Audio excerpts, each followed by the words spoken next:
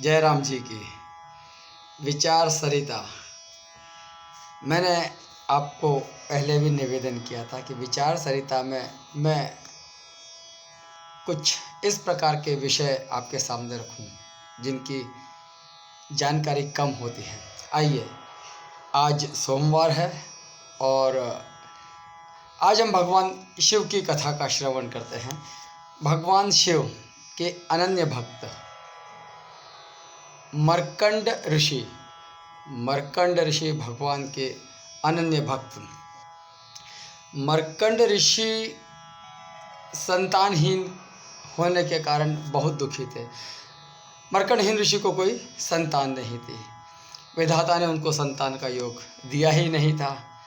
मर्कंड ने सोचा, महादेव तो इस संसार के सारे विधान बदल सकते हैं, क्यों न भोलेनाथ को प्रसन्न किया जाए और उनको प्रसन्न करके ये विधान बदलवाया जाए। मर्कंड ऋषि ने घोर तपस्या आरंभ कर दी। भोलेनाथ मर्कंड के तप का आशय जानते थे, कारण जानते थे कि मर्कंड ऋषि किस कारण से ये तपस्या कर रहे हैं, इसलिए उन्होंने शीघ्र से उसको दर्शन भी नहीं दिए। लेकिन भक्त की भक्ति के आगे भक्ति इतनी प्रबल कर देते हैं कि भगवान को झुकना ही पड़ता है। अंततः महादेव प्रसन्न हुए तो ऋषि को उन्होंने कहा, मैं तुम्हारी भक्ति से प्रसन्न हूँ और विधि के विधान को बदलते हुए तुम्हें पुत्र का वरदान देता हूँ, लेकिन इस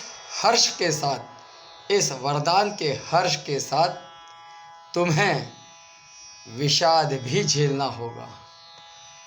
भोलेनाथ के वरदान से मर्कंड को पुत्र प्राप्त हुआ।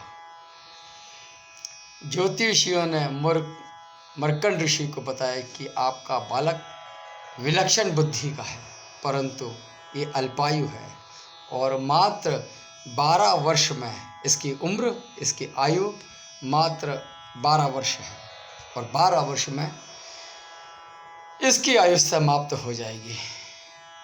मर्कंड ने अपनी पत्नी को आश्वस्त किया। मैंने कहा, जिस ईश्वर की कृपा से संतान प्राप्त हुई है वही भोलेनाथ इसकी रक्षा भी करेंगे। भाग्य को बदल देना उनके लिए सरल कार्य है। इधर मार्कंडेय बड़े होने लगे। पिता ने उनको शिव मंत्र की दीक्षा दी। मार्कंडेय की माता उम्र बढ़ने के साथ साथ चिंतित भी रहने लगी। उन्होंने मार्कंडेय को उसके अल्पायु होने का कारण बता दिया। अब मार्कंडेय दिन पर दिन सोचने लगे कि भोलेनाथ को कैसे प्रसन्न किया जाए। अधिक से अधिक समय भोलेनाथ की स्तुति में, उसकी आराधना में बिताने लगे।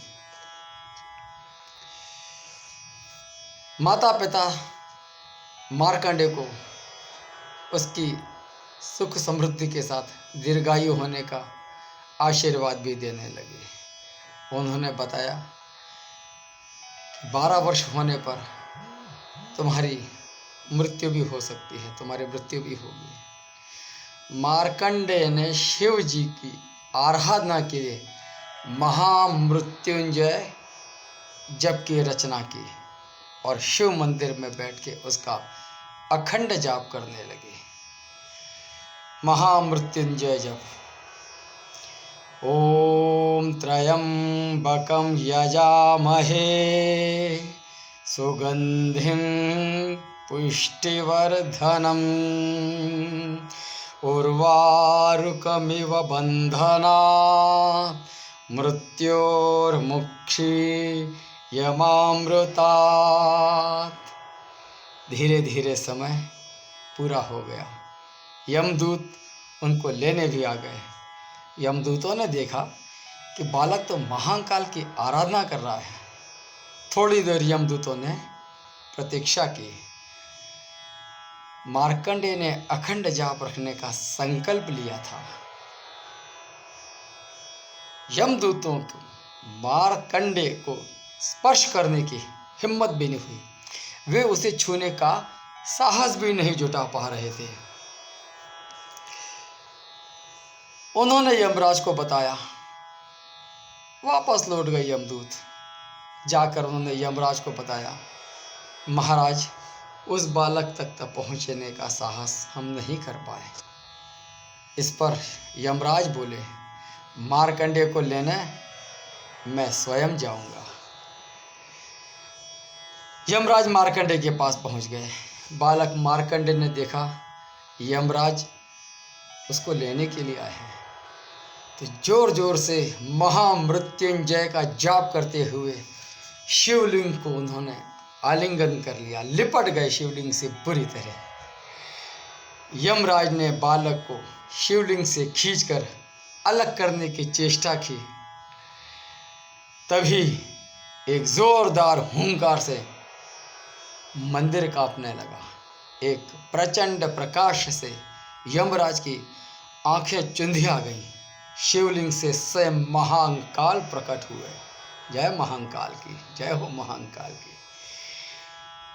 उन्होंने अपने हाथ में स्वयं त्रिशूल लेकर यमराज को सावधान किया और पूछा, तुमने मेरी साधना में लीन भक्त को खींचने का साहस कैसे किया?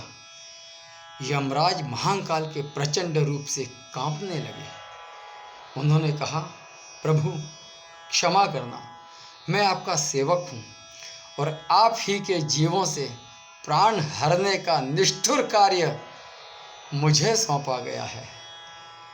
हे भगवान आशुतोष, अपना क्रोध शांत करें। भोलेनाथ का क्रोध शांत हुआ तो बोले, मैं अपने इस भक्त को दीर्घायु होने का वरदान दे चुका हूँ, तुम इसे नहीं ले जा सकते।